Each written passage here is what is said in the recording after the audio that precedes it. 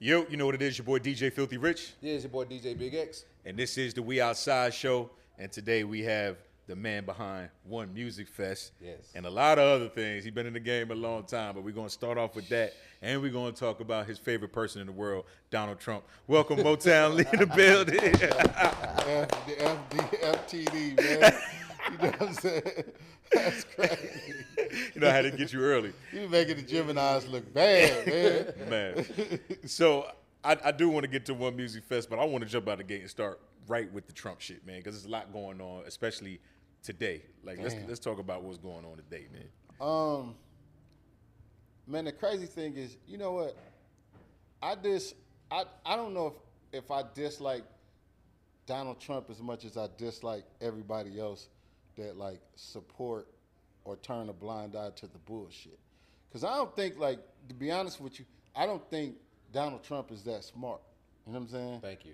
You know, when you look at shit like, you know, when he's reading and things of that nature, you're like, damn, this motherfucker can't read basic ass shit that's on the paper. You know what I'm saying? But at the same time, the people behind him, the puppet masters, they know, you know what I'm saying, he just, the people gonna gallivant behind him, and he just that, because you see like certain shit, they be, you know, reporters will ask him and he'll be like, what? Like, he don't even know what the fuck going on. So I'm like, damn, do I just dislike him or do I dislike everything around? But that MAGA shit, man, people not really paying attention to the shit that's going on. Right. You know what I'm saying? I see, you know, no disrespect, because I see some of the homies doing it, like, you know, they may have like the MAGA red hat and they'll change like Make the it letter and great shit. again, yeah. Right. But I'm like, man, that's just like wearing a fucking Klan hood and just making that shit a different color. Right. Nobody, like, the people that can see that shit from a distance, they look like you supporting this bullshit. You know what I'm saying? So we out here, like, man, healthcare, you know, that's a big issue. You know what I mean? Immigration. Now this motherfucker is like hiding behind immigration and saying he fixing the neighborhoods, and he putting the military. The fucking military is in the community. Our man. military. You know what I'm saying? Against us. Like, people don't know what the fuck going on. Like, he doing that shit. And you got to remember, the nigga only been there 8 months. Well, they So said, all this shit, if he doing this shit at the beginning, what you think gonna happen from a year from now? yeah, what they said right now, this is another thing. They said at least 50% of that. What was that plan that he was trying to come up with? The Project 2025. 50% of that is already implemented. Already in 8 months. And niggas sitting around like, that shit ain't gonna happen, it ain't gonna affect me. Yes, it will. Yeah, 50% of it is already implemented. Well, So, he was bold today, or yesterday. He put the tweet out like, "I'm going to meet with the guy who did the Project 2025." Well, no, he's actually in the cabinet. He's a part of the cabinet. Russ Vaught, I think that's his name. Man, that's the thing. When people, you sit back and look at that shit and like, oh man, it don't happen, it don't affect me. Yes, it does. Even with healthcare, right? For people to be like, oh man, healthcare don't affect me because I get healthcare from my job. But what about your parents? Yo, what about people around you? If something happened to them, let's say you got the money. You know what I'm saying? Who they gonna come to? So now it's affecting you. You know what I'm Right. saying? Like, I'm a person, like, the healthcare shit is a big thing for me. Because I had went through, you know what I'm saying, my battle, I had cancer, right? And that's when I realized, like, the seriousness shit of it. Because, you know, I ended up doing this thing called immunotherapy. But that shit cost, like, $200 and something thousand, which I had to pay out of pocket. Insurance didn't cover it. But I was looking like, damn, I actually had the money to pay for this shit. But what if you didn't? But what if I didn't? Right. My mother's really got to choose between life or death. Because, you know what I mean? If I didn't have it, I'm looking at that shit like, nigga, I'm just going to figure it out because I'm not finna pay $200 and something. Right. You know what I'm saying? Like, I'm in debt, either in debt for life or, like, it's just, I'm just going to face this journey. And it shouldn't be like that. But then when you go overseas, they be like, man, America's so great. America's so great. You go overseas and that same shit, They got Free healthcare. Yeah. Yep. man, the homie, they was on tour. And he was like, man, he had to have an emergency, like, root canal, right? That was in Germany. That nigga was like, that shit cost them $80-something For a root canal? for an emergency root canal. 80. Yeah, even groceries. Like when you hear people that's moving to like Thailand and all those type of places, they're moving because the cost of living is so cheap. Cost of living, that shit crazy, man. Like you can get you getting luxury apartments for like maybe $300-400 a month. And pussy only $25. But let me ask you this though, MoeTown, since I got you, man, because when we talk about that, when we talk about the politics side of it, and you real passionate about it, I see.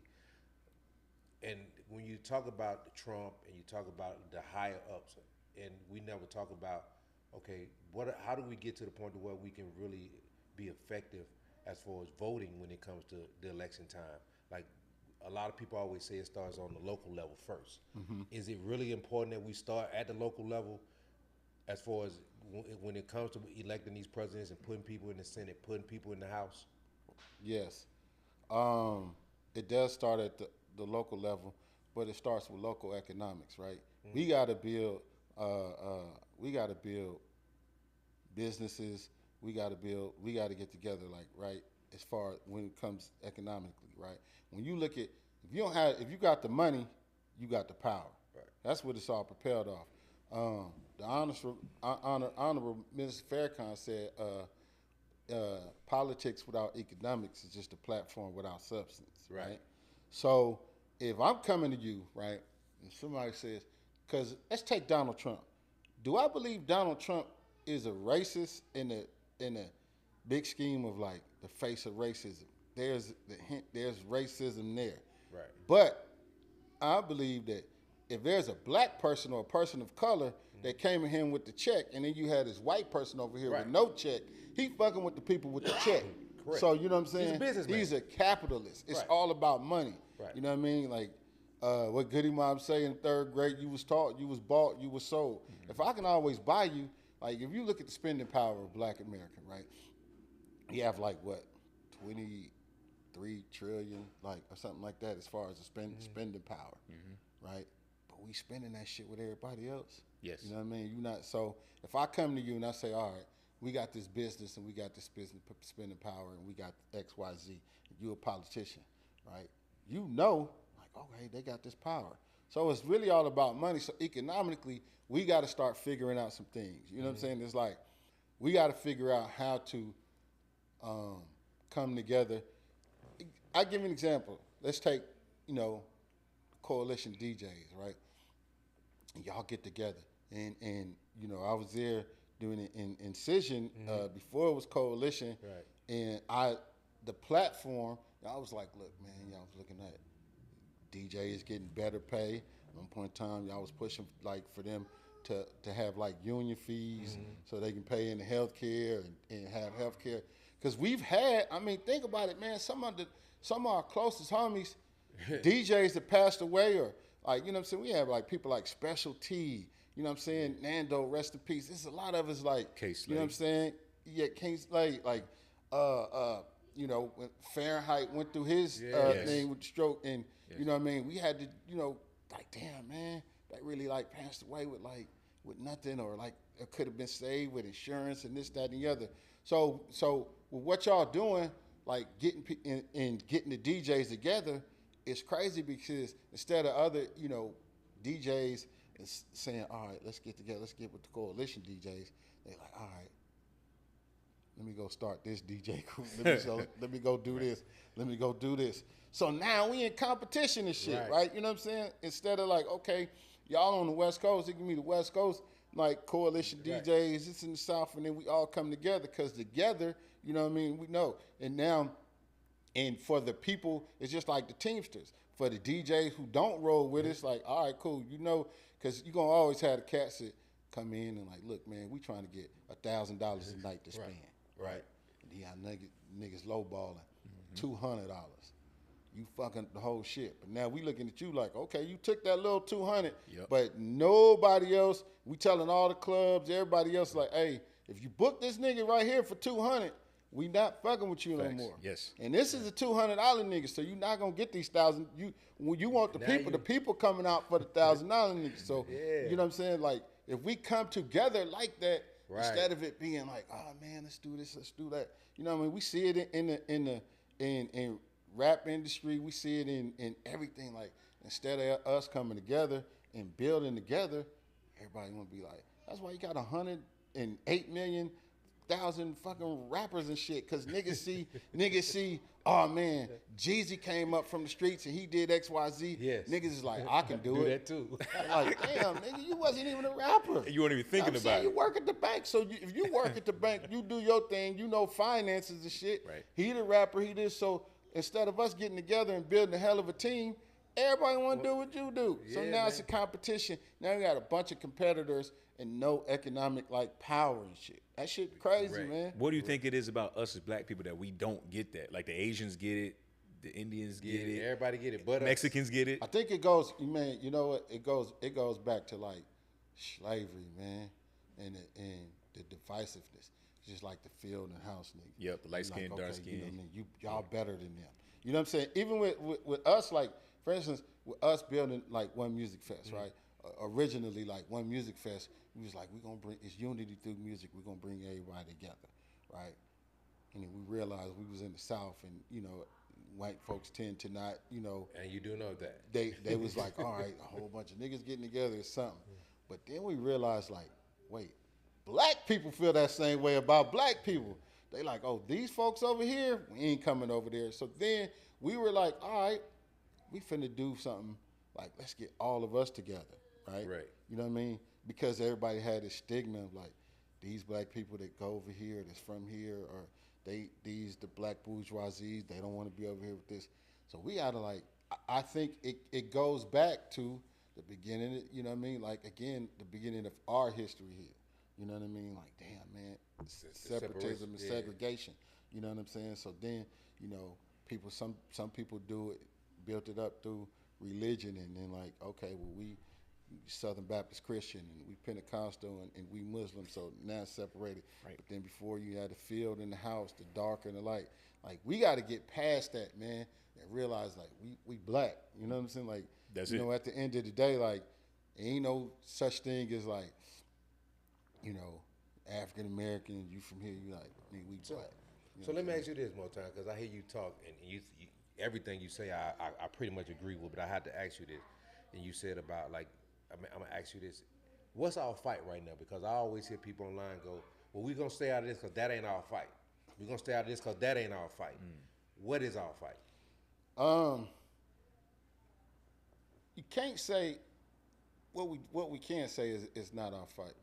You know what I mean? Like, we in this country, so it's going to be our fight. But, you know, our fight, I think the black fight is worse than any other fight, right? When it comes in America. Right. Why? Because we fighting against ourselves, we fighting against the system, you know what I'm saying? And we fighting against what is perceived around the world as like this black thing, right? When you come together, when people say, all right, you have an event, like outside of a family reunion, you know what I mean? Where they know that, or a funeral. Not even funerals now, because niggas tear up at funerals.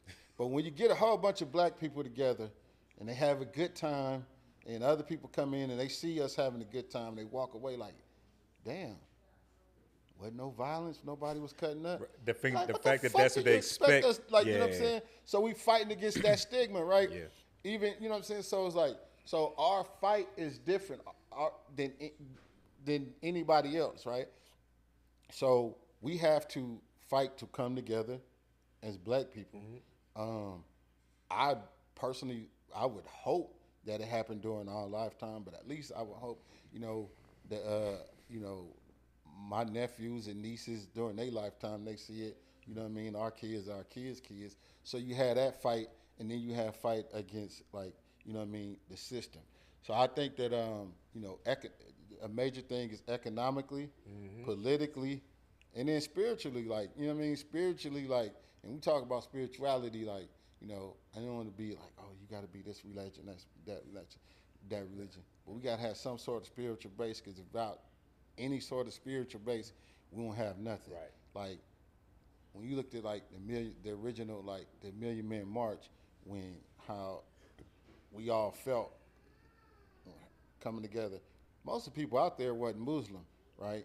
But Farrakhan brought all the brothers together, and spiritually we walked away from that shit like damn, like this feel different.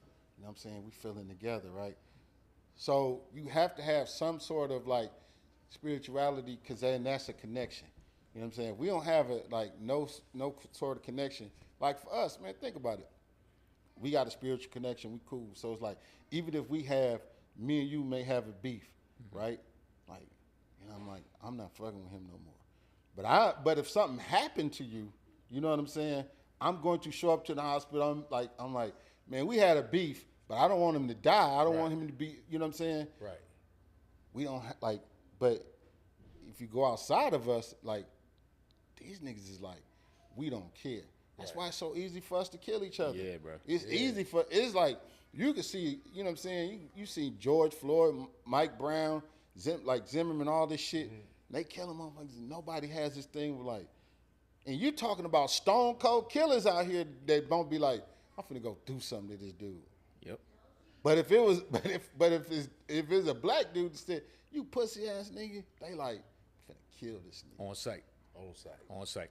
We had no spiritual connection. If we saw each other, you know what I'm saying? It's like, if we looked at each other and we looked in the man in the mirror, like Mike said, we wouldn't be like, you know what I mean, we are. It's sad that, like, you know, I ain't gonna sit here in front and be like, this been my mentality forever. Yeah, no. I grew up in Compton, like, I was like, shit, fuck them niggas too. Yeah. Then one day I had to wake up like, what the hell? Like, I was tripping.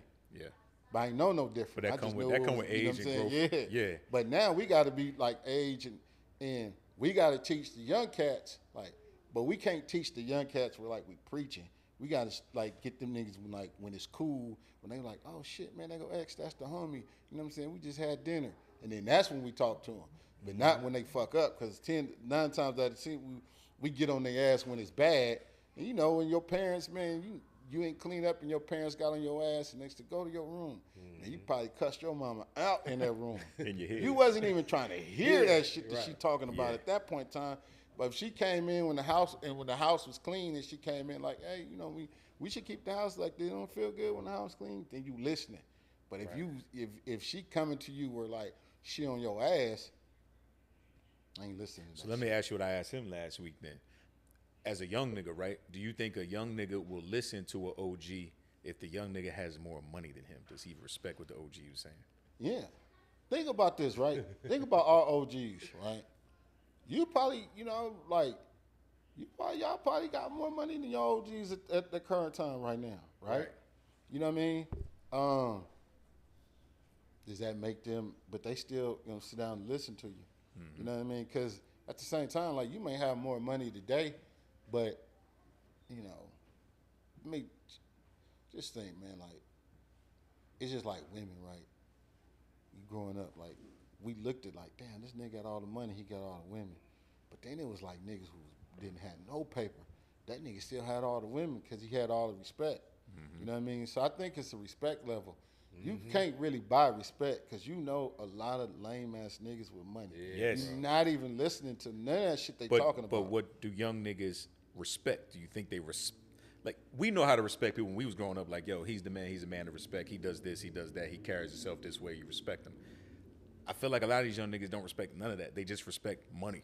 Well, if you come, like, if somebody is in the streets, right, you got a street cat and he's in the streets and he hustling, right? And you coming to him, like, you talking to him about business because you've excelled in business. They don't respect your business acumen, even though they might have more cash than you. They don't expect, like, okay, well, he got it, because nobody wants to retire from the streets. Right. There's only 2 retirements from the streets. Dead in jail. Exactly. So if you come to the street cat that currently has money and you like, look, man, I got a plan. You know what I mean? Here's a real plan, X, Y, Z. They're gonna respect it. You know what I'm saying? Or you like, look, man. But if you coming to them like, hey, man, you know, get out this shit. You know what I'm saying? They're like, nigga, how you telling me to get out this shit? I'm trying to survive. Right. I'm trying to get it. Like, you broke ass nigga. You know what I'm saying? Then That's what I'm you know saying. What I'm saying? Yeah. Then that is going to be where like the conflict comes in, because he's like, man, I'm just trying to help you, little homie. Like, hey, man, I get what you're doing, but you know, you might want to think about taking this, Because y'all seen them come, y'all seen them go. Y'all know cats with money, but then y'all also seen like other cats with money who try to do certain shit, went broke. But then y'all also seen, you know, cats with like could have been street cats with money who now flipped it and went a different way. You know what I'm saying? I mean, if you look at somebody like, it's sad that, you know, ain't no disrespect, and I don't, you know, because you know how people do. When you look at somebody like, let's take Meech, right? And you talking about he was the biggest of the biggest, right? They don't get no bigger than that, right? Facts. Meech, Freeway Rick, or Alpo and them. Then when you look at niggas, how they look at them now, like, damn, man, like, we would have never thought 10 years ago when a motherfucker looking at Meech, fast forward, that'd be looking at Meech like, that nigga lame. Ain't no way. You know what I'm saying? Yeah. I never thought I would see a day that niggas in Atlanta would look at Meech as a lame. And he had all the money. He had all the money, you know what I'm saying? You know what I'm saying? And I'm sure that he, looking back, he would wish that, you know what I mean, or somebody probably was able to be like, hey, man, you know, X, Y, Z. I mean, he knew inevitably he was going to go to jail, but that jail sentence, that still could have been flipped into something else. You know what I'm saying? Yeah. Not just a hood tale. Yeah. Now that shit going, you know what I'm saying? They're looking at like, damn. The impact. Niggas really, damn, they disrespecting you now. Right. You was the most respected motherfucker like, at that one point in time. But do you think he was more respected while he was in jail, or when he got, now that he's out? No, before and in. Now that he's out, you know, because they looking like, oh man, you know, the 50 Cent shit, like the beef with 50. You would have never thought a rapper nigga is beefing with fucking Meech. Right, but do you think like when you look at that beef, right? Do you think it's more like people when he got out of jail, it was more of people were expecting for him to, you know, most times people think because he had money, he should have got back out and it should have been this big. Oh, don't work like that. It should have just been the Meech show. Right. You get what I'm saying? I think since people didn't see the Meech show, now everybody's going, oh, he lame, he ain't this, he ain't that, because they didn't see the same thing they seen. They didn't see the same thing he was doing prior to. I think, man, to be honest with you, for Meech and anybody else that like at that height and you balling and then you go to jail, you got to embrace the lameness, right? And what I mean by that is like, you know what I'm saying? What I mean by embrace the lameness, embrace that you was the man, you got caught up, you did your years. Now, when you get out, your story, you know what I'm saying, is a story of like redemption of like, hey, look, man, I did all this. Not trying to live like, it's just like, what's the shit?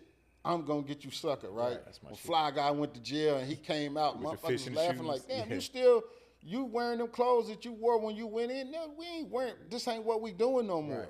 You know what I'm saying? This ain't how we dress, this ain't how we look. So you gotta look at, all right, look, man, when I get out, you know, I'm gonna talk about, you know, I'm not gonna talk about what I was. Let's talk about what I am now. You know what I'm saying?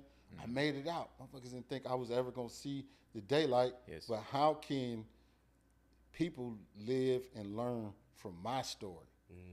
Not live off the past of my story, you know what I'm saying? Because that shit is over with.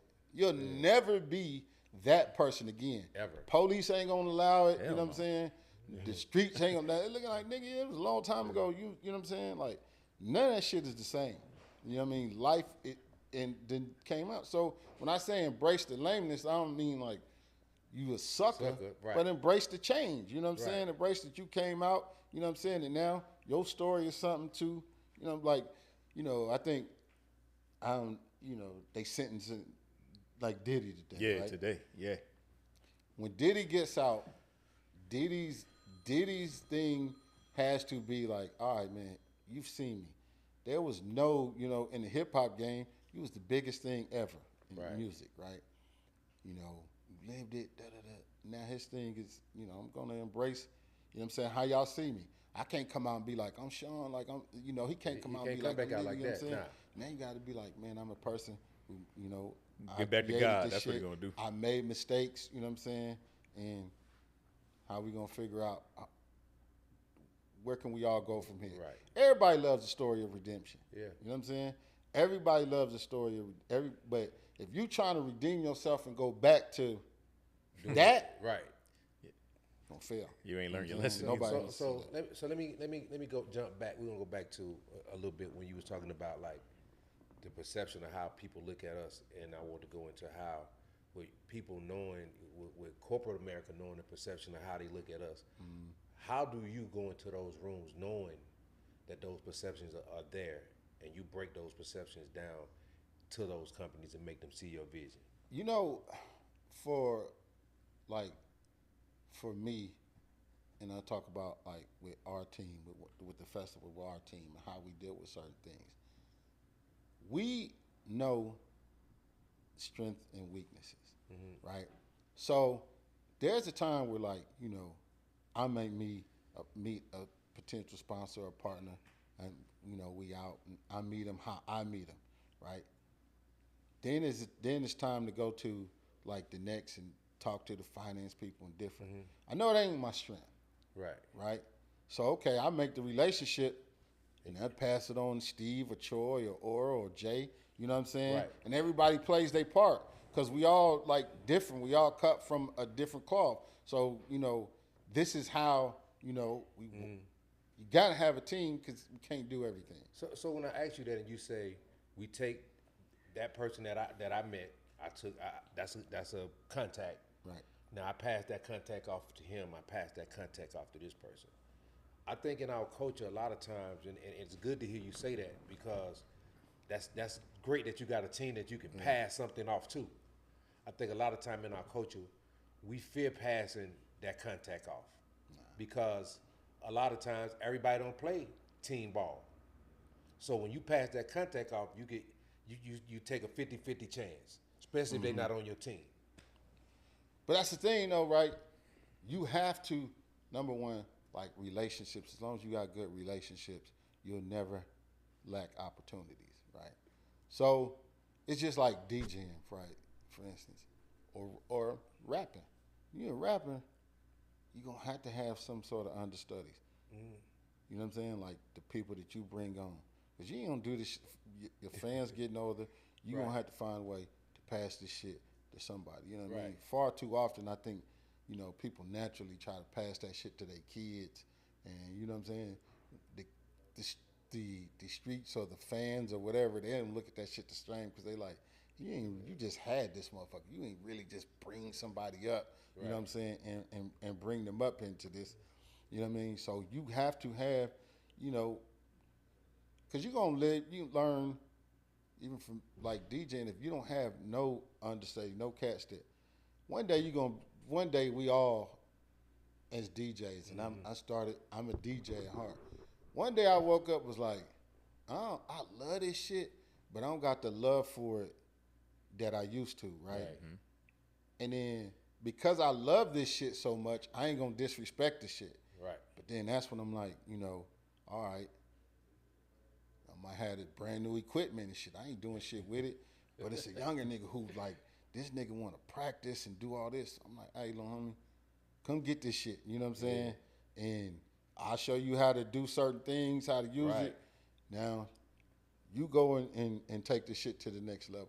I'm okay with that shit. You know what I'm saying? Even if the nigga becomes a better DJ and a more popular DJ than me. Right. When I look at like, so for me, like from music and from interns that worked for me that became assistants, like all of them are doing amazing things. Right? Yeah. One of them, you know what I mean?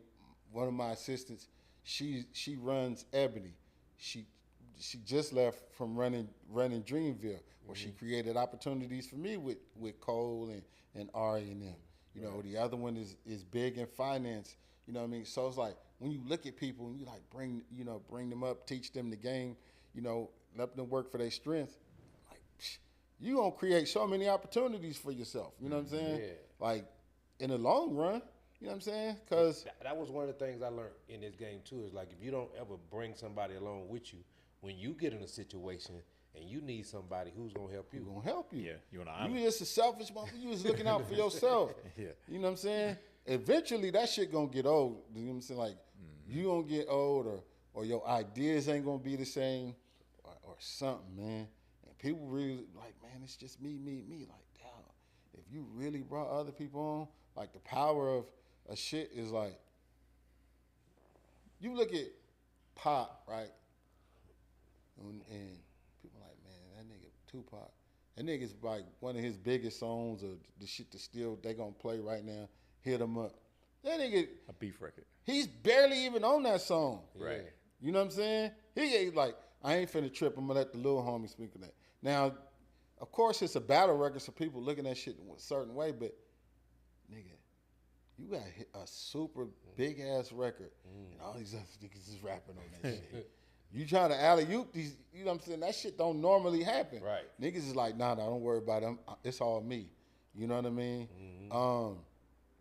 From when Rockefeller was at, you know, it's like, it's putting all them niggas, like, you know, people can hate or like, you can hate Dame, you can not like his attitude today, but back then nobody can say, like, Dame was giving niggas opportunities. Yeah. You know what I'm saying? Well, other people wasn't. Niggas wasn't fucking with Kanye. Dame was fucking with Kanye. Right. Dame went and, you know, hey, Cam, like, you know, I'm going to give you a job, you know what I'm saying, running the label XYZ. People didn't like it, but he still gave people opportunities. Now, I don't know what happened from then and there, but people was really, even when he was, like, going through his spat with Jay-Z, people was still kind of like, people still was trying to give, like, Kanye still went back and was fucking with Dame. They still did movies and shit like that and all of those things. So you don't know, you know what I'm saying? For like, a reason. You got so many people here, man. I think that, you know, when you look at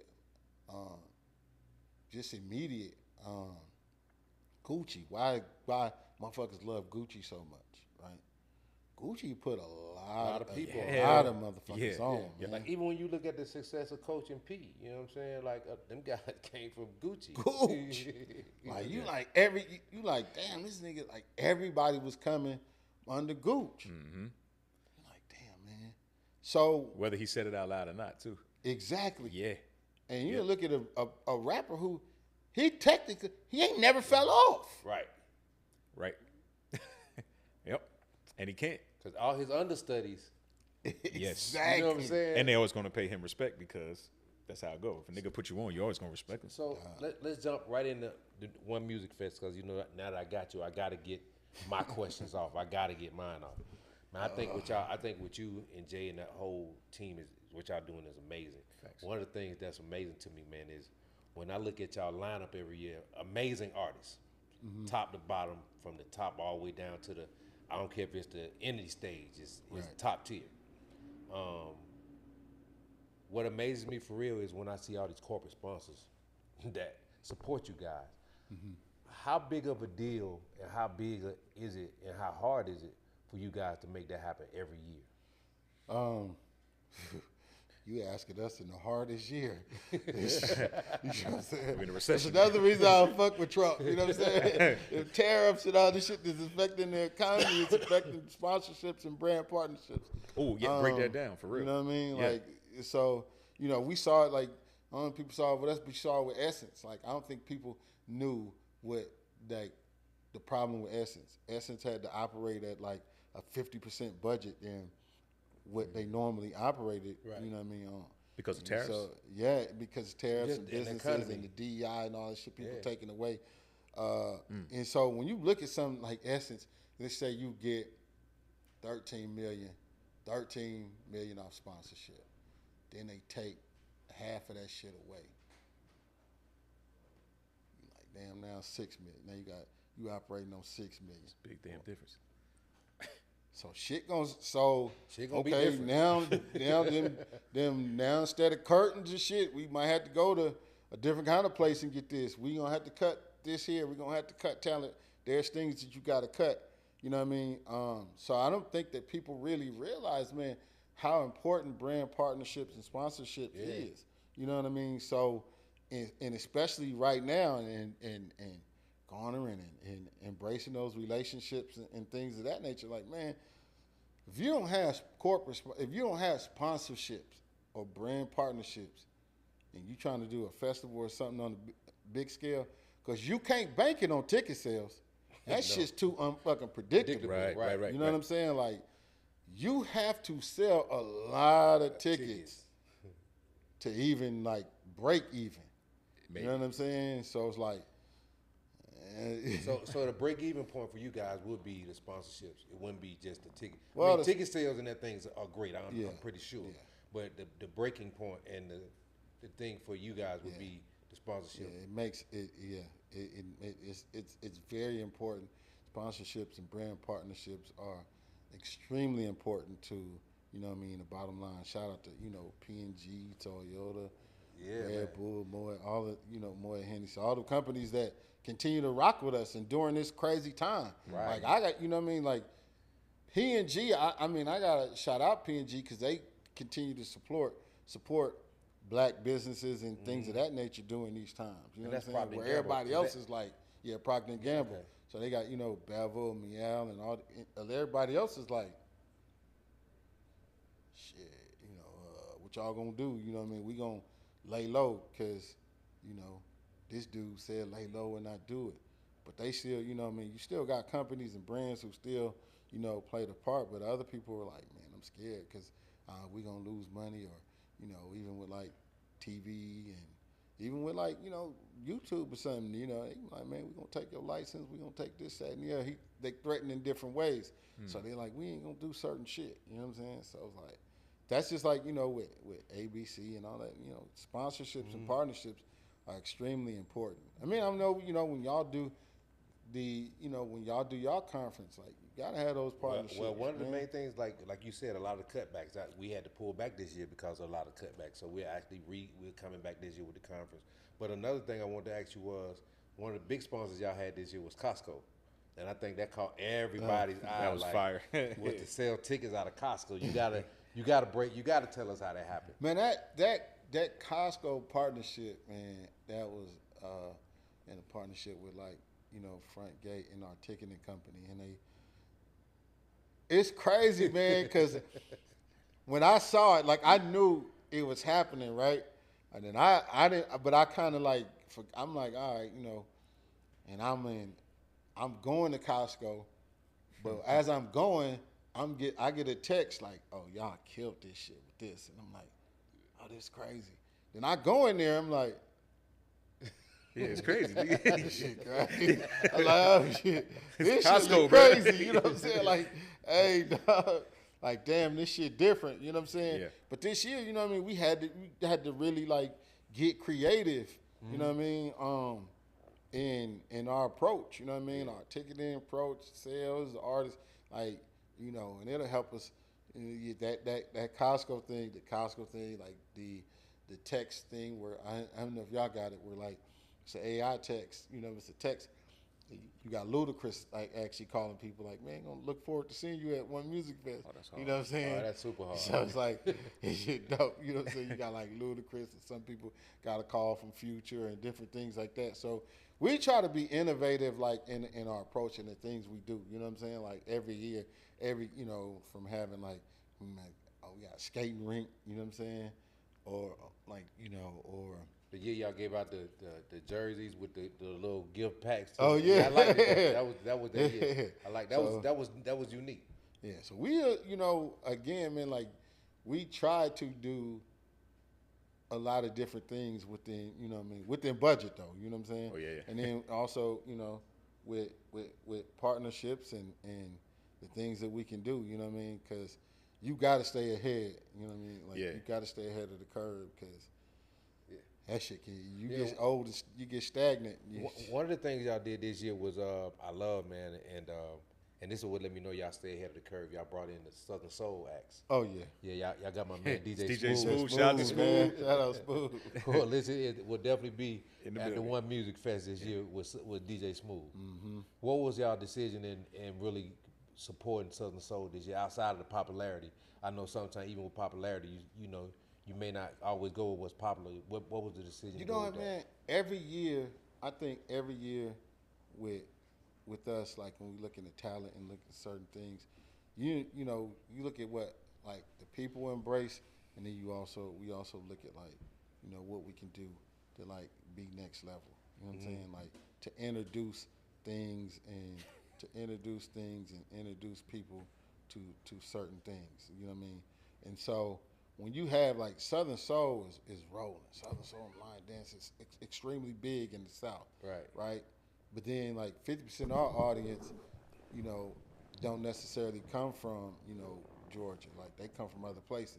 So now they come here, and when they leave, they like, oh shit, this whole shit is crazy. Put them onto it. Did you see the reaction? Like you see X, Y, Z? Because they know, like, you know, they hearing like Boots on the Ground or Cupid, you know what I mean? But then they don't know, like, they ain't really seeing the grassroots of it, like really like. And then in its element, like, so we always like trying to do certain things. Like now you got the Doechii fans that's gonna get introduced to, you know what I mean, to this. Yeah. You know what I mean? Then you have, you know, these fans introduced to that. So, you know, it's all interactive, and that's, you know, that's important, man. And, you know, shout out, listen, man, I ain't gonna front, like, shout out Smooth, cause like Smooth was like, he know that shit, man. You know what I'm saying? Yes, man. What? Smooth be like, he be educate. Look, man, you got to do this, you got to add this person. You know man, listen, Smooth been educating me on Southern Soul for about 3 years. Like when it, like 3-4 years when it first started happening. Yep. He started telling us about it, and I kept going, boy, that's country. Ain't nobody doing that. And he be like, I'm telling you, I'm telling you. And maybe about a year and a half later, we started seeing it. And when we started seeing it, and we had to start take noticing of it, he went crazy. Yeah, and now you see Smooth with the cowboy hat. Yeah, he full Southern Soul. He been in the gym, so he had a little cowboy shirt with the sleeves out and shit. Shout out to Cowboy Smooth, baby. Cowboy Smooth, man. Like damn, Smooth. I wanna go over this list real quick though for the people who don't know, because this lineup is crazy. It always is, but I'm gonna say these names out loud. You're gonna be like, what? Jasmine Sullivan, Jasmine Rock, Chief Keef, Wale, Jagged Edge, Clips, Boosie, R&B 2000 set, Lloyd, Ray J, Bobby V, Sammy, Pleasure P, Marvin Sapp. Yeah. The legendary Greg Street has an anniversary set with Plies, Trick Daddy, Project Pat, Trinidad James, The Rich Kids, and more, and Ray Vaughn. And that's just day one. Yeah.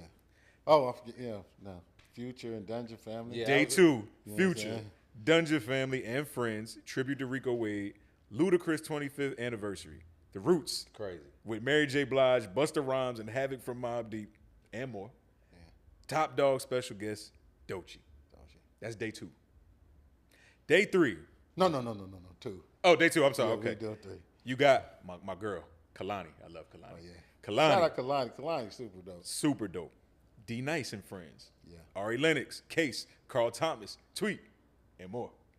Leon Thomas, the Trail Ride set, Flo O'Dill, and then a Southern Lady set, Rashida, Ken the Man, Flipper T, Bankroll Nye, and y'all can't. Yo, this is crazy, bro. Like this lineup is crazy. Who y'all did? Who didn't want to come? Who's not? Man, I ain't gonna. Who miss it? No, listen, because every year people are like, why y'all ain't get? I'm like, nigga, we try. We like, you name it, we try to get it. Like we go for it. Like we don't want, you know, we're budget wise. You know what I'm saying? We trying to get them all. You know what I mean? Like, you know, like the year y'all had Irvin Winnie 5, which was last year. And I ain't even gonna lie, I had to make that because I'm an Irvin Winnie 5 fan, so I know you seen me out there. But I'm amazed at just like the amount of people that's out there, and there's a real diverse crowd. Right. Even though we saying it's a black conference, but when I was there, the crowd was the crowd is diverse. Yeah. It's a little bit of everything. It is not just a. I think it's a misreputation a lot of time when they say it's an urban festival, even though there's a lot of urban acts. I think people say it's urban just because we black. Black owned. Right. The owners of that shit is black, so they be like urban. Like, nah, we just, you know what I mean? We black owned and operated, but urban, because I mean, you think about it like, yeah, Doechii black, but Doechii ain't really an urban artist. Like, Doechii would lean more on the, you know, like the pop side. You know what I mean? She's popular. So when you look at stuff like that, man, you know, you just take it for what it is. And Earth, Wind & Fire. Oh, that was crazy. It is, you know, for anybody now, I think live shows and everything is just so important now. Yes. I learned this lesson like from when Prince was here in Atlanta, and I had tickets to see Prince, and I think it was like a football game or some shit on the same night. So I was like, I ain't going, man, because it's just print tennis piano. I was like, I ain't gonna go. At the Fox, I'm gonna I go. went to that show, yeah. I ain't gonna go. I'm gonna go check him out next time, or wherever when he doing the whole show. I ain't go. And then he passed away. Yeah. That day, I promised myself, like, hey, man, whenever I have an opportunity to see somebody I like, I'm gonna go. I'm gonna go see. And that was my second time seeing them in 2 years. Because I seen them the first time when they came to the State Farm. See what I'm saying? So I don't miss that type of opportunity. So whether it's and we, for OMF, like we give you an opportunity to see a bunch of people all at once. Hell yeah. And so when you have an opportunity, even if it's not one music, because you have opportunity to see like your favorite artist, man, don't sit on that bench, man. You really don't know. I'm going through that right now. So I watched. I wasn't going to go to the Chris Brown show because I'm like, I don't really want to go. It costs too much, blah, blah. Then I seen like everybody on the internet, and I'm like, bro, I've seen everybody. I never seen Chris Brown. I said, you know what? I went right on my phone. I said, oh, Birmingham. He in Birmingham. I'm driving out there next week to go see that nigga because I you never gotta go seen do him. it, man. I gotta Especially see like right in the ham, like that's that ain't nothing. 2 hours away. Yeah. You got to do it, man. I got to. Because you're gonna have you're gonna be like, damn, if you don't. I'm going to regret it. I'm going to regret it. Because I'm a concert guy. That's what I do. I love shows. Bro. We music junkie. So before we go, I got to ask you this. I couldn't. I've been seeing it. Been seeing it online. And I know ain't nobody really asked you about it. I've been seeing you at Block and Drum. Oh, yeah. I've been seeing you back DJing. Yeah. So you got to tell me, what was the inspiration? Because I've been seeing you for a long time. And I didn't even really know you DJ like that. Oh shit! So and when you said earlier you was like I DJ, and I was like I know you DJ now, but I didn't know you was a DJ. Yeah. So fill me in. So I started as my whole journey started as a DJ. Okay. You know what I mean? DJ for DJing grew up watching Joe Cooley, Aladdin, Dre, all of those guys, and just picked it up and just embraced it, right? Then, I went on the road with this dude, Paperboy. He had a song called The Diddy. So while on the road with him, I ended up DJing for Tupac. So I was Pape's DJ and Pac's tour DJ. He left to go do a movie or something. I never saw him again in person after that. But that was just my thing. DJing was my thing. And so it was always my first love is DJing. Wow.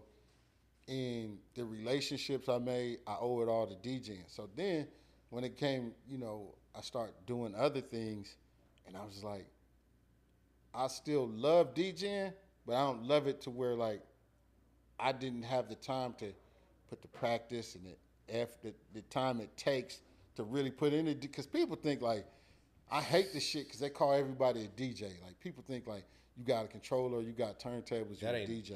That ain't it. Right. This shit really takes some shit Right. to where it's being a DJ. From when you started man, anything could fucking happen, right? Your headphones may go out, so you ain't got the cue. One turntable may go out, system may go out. You still got to figure shit out. Oh, yeah. So there's a lot of nuances as far as a DJ that you had to figure out. So that all became that was part of the fun in the, so for me.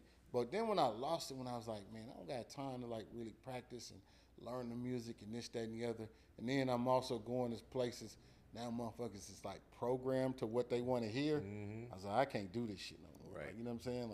If I'm going to a place where they program to hear everything that you hear on the radio and all that shit, I'm not going to fucking DJ that shit. Take the fun out of it. And that was the other thing I wanted to ask you because that's another thing that I see that's opening up in Atlanta right now. As you know, you're getting a lot of listening lounges, a lot of record lounges, and they're playing a lot more open format. It's not a lot of trap being played in a lot of clubs now. What's your opinion on that right now? Man, it has to get back to that. I was talking to Killer Mike and them, and I know people are gonna get mad. And I know, y'all, what I'm saying?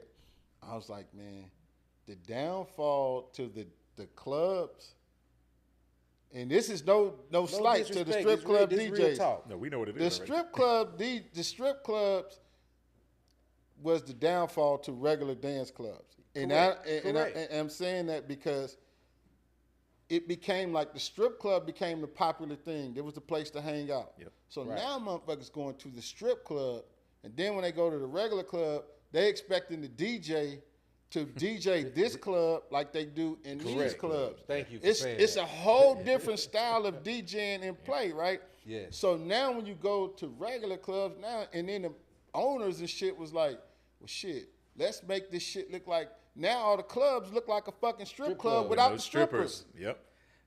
Or they got dancers in the lounges with just the little.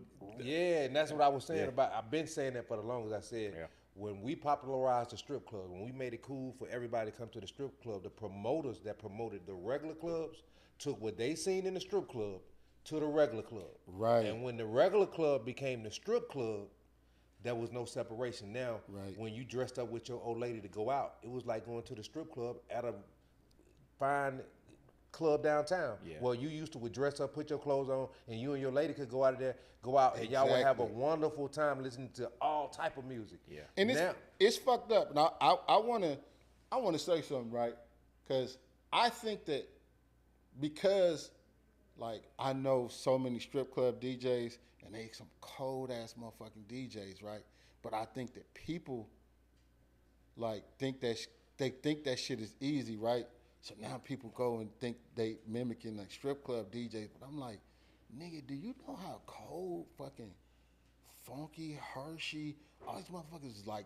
I'm like, they really can DJ. They get down. You know what I'm saying? I'm like, but cats tend to forget, cause you know what I'm saying. I seen motherfuckers DJ in a strip club, and I'm like, damn, this nigga played this, and then he went to that, and he missed a beat, and this and this. You know what I mean? Like, the first time I heard like a DJ live like remixing, I heard Hershey. I'm down here, and it's a the nigga had Time After Time mixed with like a bass record.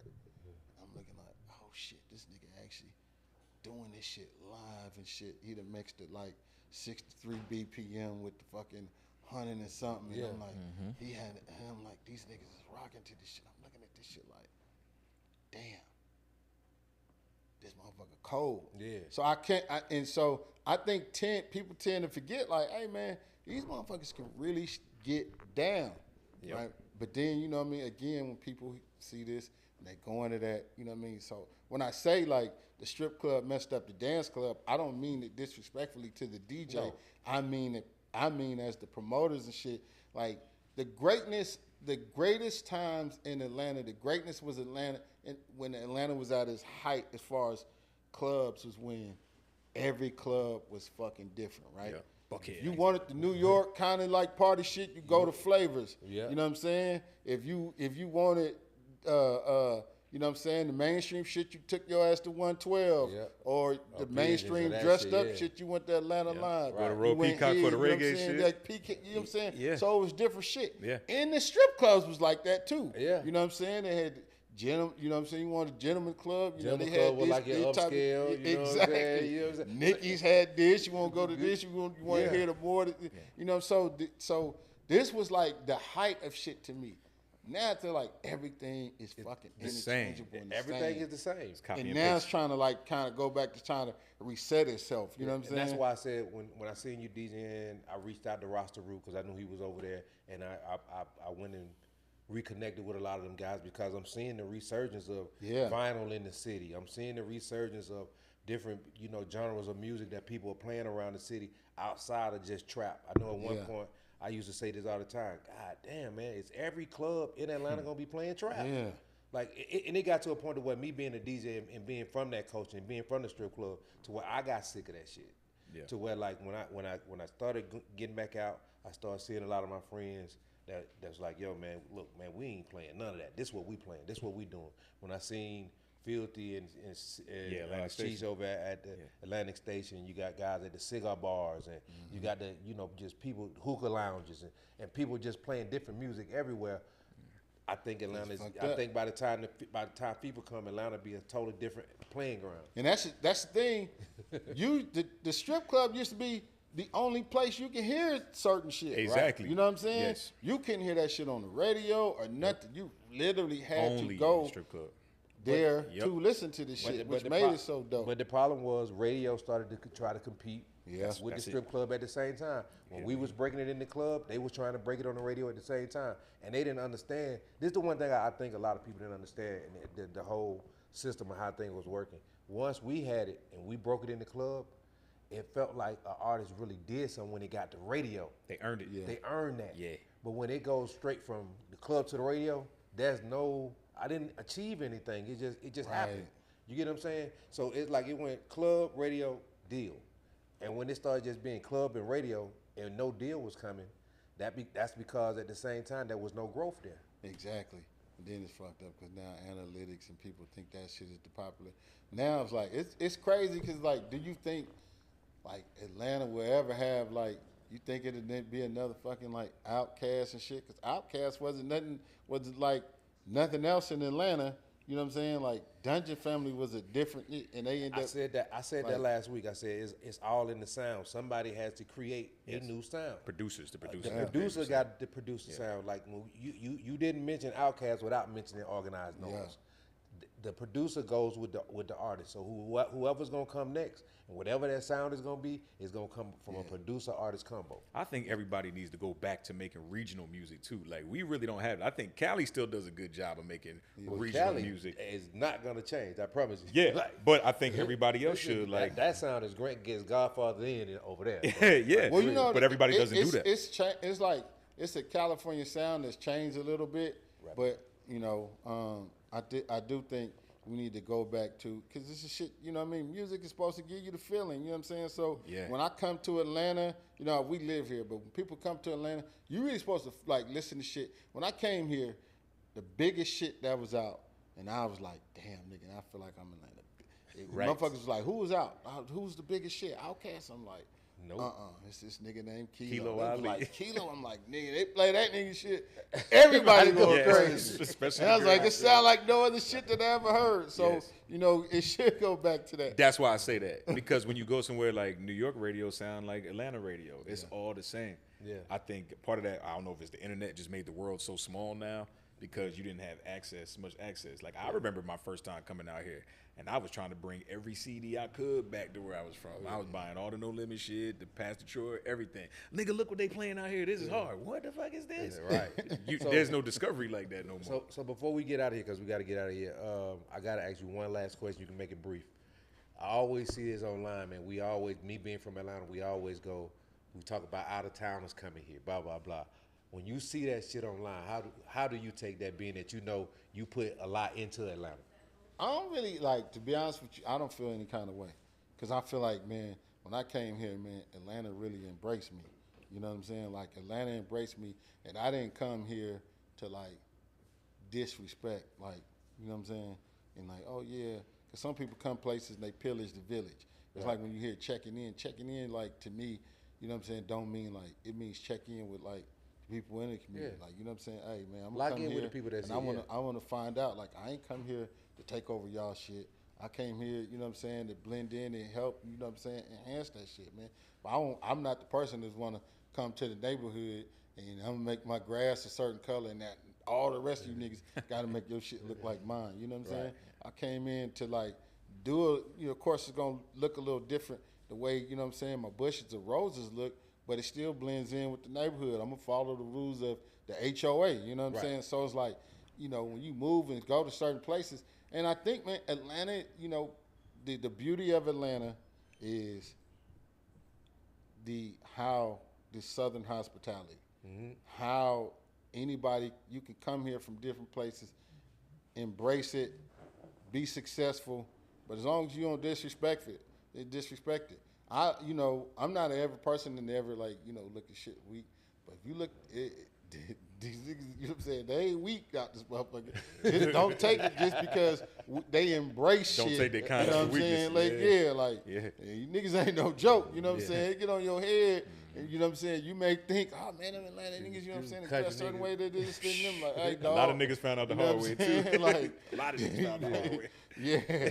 So that's the thing, man. I don't get offended by it, you know what I mean? I love, this is my adult home, you know what I'm saying? I actually spent more years here than I did in California. You know what I'm saying? So it's So like this your home. my family. You know what I'm saying? I have family at home, but you know what I'm saying. I look at my friends and family here. Like these is people I spend holidays with. These is the homies.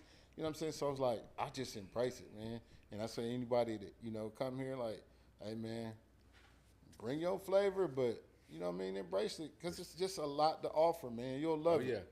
Oh yeah, without a doubt. Wakanda forever, nigga. All right, MoeTown, we appreciate you coming through, bro. Man, appreciate you, bro. Make sure y'all go to One Music Fest. The lineup is insane, and like he said, you don't never know when you'll be able to see these people again. So you might as well just go see them October 25th. October 25th and 26th. And don't just look at the people on the lineup. I can't let y'all know, but it's a lot. It's a lot of people. Oh, I heard y'all got a lot of y'all got surprises. Yeah, it's you a talked lot about that the of. other day. Man, It's a Kalani lot gonna of be there, man. surprises. He's gonna try to put his bid in. Yeah, look, No, he can't do that. All No, right. I'm married. I'm married. Oh. But I'm a My fan. bad. I'm a fan.